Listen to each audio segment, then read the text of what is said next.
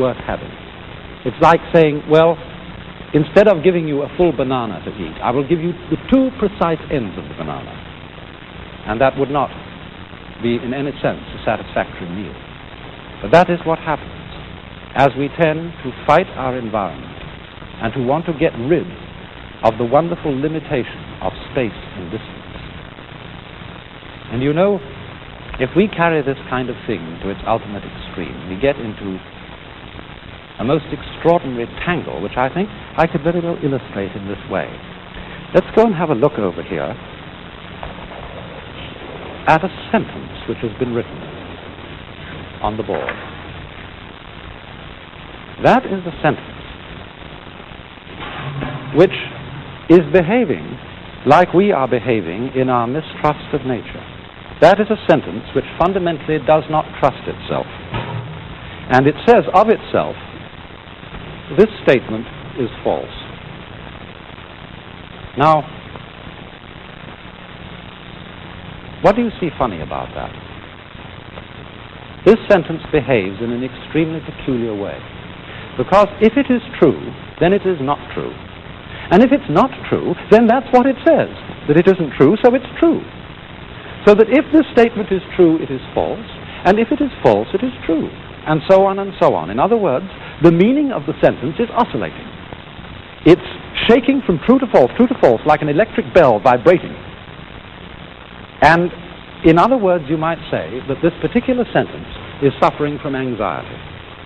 For anxiety is the condition that comes upon us when we fundamentally mistrust ourselves, when we mistrust our own nature, and are trying to keep such a tight grip on it that we start to tremble, as one's hand starts to tremble if you become extremely anxious to hold it still.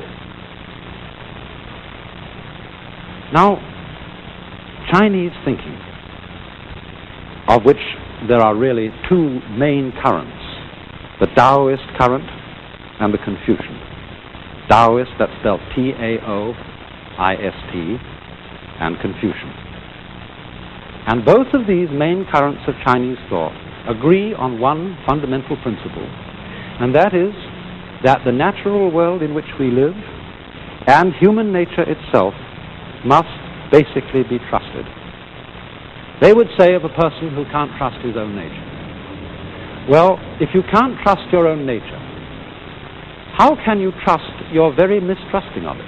How do you know that that's not wrong, too? And so if you don't trust your own nature, you are as fundamentally balled up as anyone can get. Now, it's interesting to look at the fundamental Chinese word, which we translate as nature, because it has a rather different meaning from the word that we use. In Chinese, nature is written like this. You know that Chinese characters are fundamentally pictures. And this first one is the picture that used to be a face. And so it means oneself, or of itself. And the second character, I don't know what this was originally, it's become now a very abstract figure.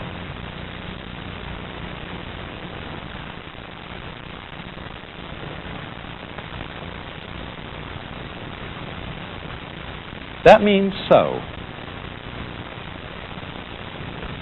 And so the whole figure means of itself so. And we should give the rough English equivalent of that as spontaneity. That which happens of itself, just in the same way, for example, that your hair is growing by itself, your heart is beating by itself, so that if you feel your pulse, you get this funny sensation of movement going on inside your body, and you think, I'm not doing that. That's something queer going on inside me over which I have no control. But when you come to think of it, what is more fundamental? What is more central to you? What is more the very middle of yourself than your own heart? And so, this idea of nature, that which happens of itself so, is a process which is fundamentally not under our control. which is happening all on its own, just as our breathing is happening all on its own, and just as our heart beating is happening all on its own. And the fundamental thought of Taoist philosophy is that this self-so process has to be trusted. If you turn now to Confucian ideas, we will find another word that represents the basis of human nature. This word, written like this,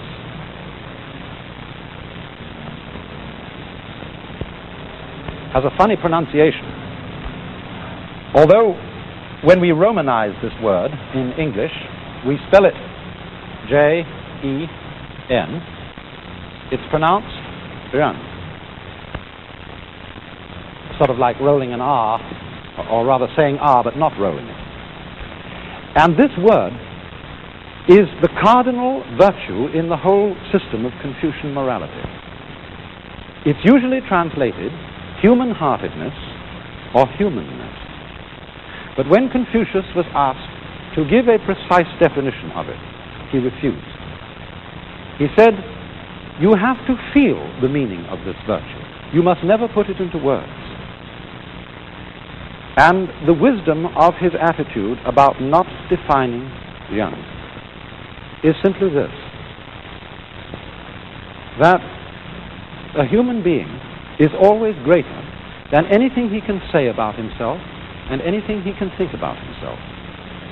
If we formulate ideas about our own nature, about how our own minds and emotions work, those ideas are always going to be qualitatively inferior. That is to say, far less complicated, far less alive than the actual author of the ideas themselves, and that is us. So there's something about ourselves which we can never get at, which we can never define, in just the same way that you can't bite your own teeth, you can't, without the aid of a mirror, look into your own eyes, you can't hear your own ears, and you can't make your own hand catch hold of itself. So that you must basically trust this. Confucius would say he would rather trust human passions and instincts than he would sometimes trust human ideas about what is right. For example, when people go to war, they very often go to war about who has the right ideology, who has the right of this particular dispute and who has the wrong of it. And because there can be no agreement, no compromise between principles of right and wrong, ideological wars generally tend to be vastly destructive.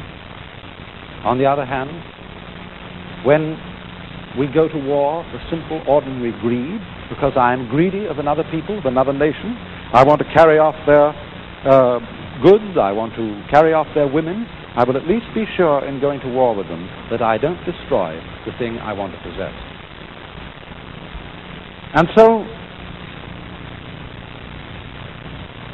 if we are then bound to trust our own nature, this attitude of hands off, of not interfering with oneself beyond a certain point, is called, again in Lao Tzu's Taoist philosophy, this: Wu,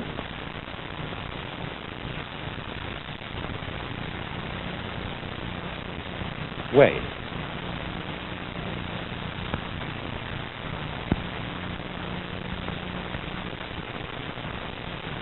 This character means no, not, or don't.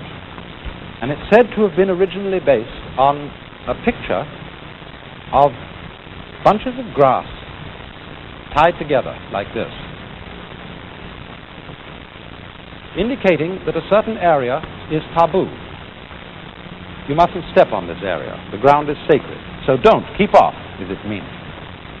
And it's possible that this was originally a drawing of a hand over a bird.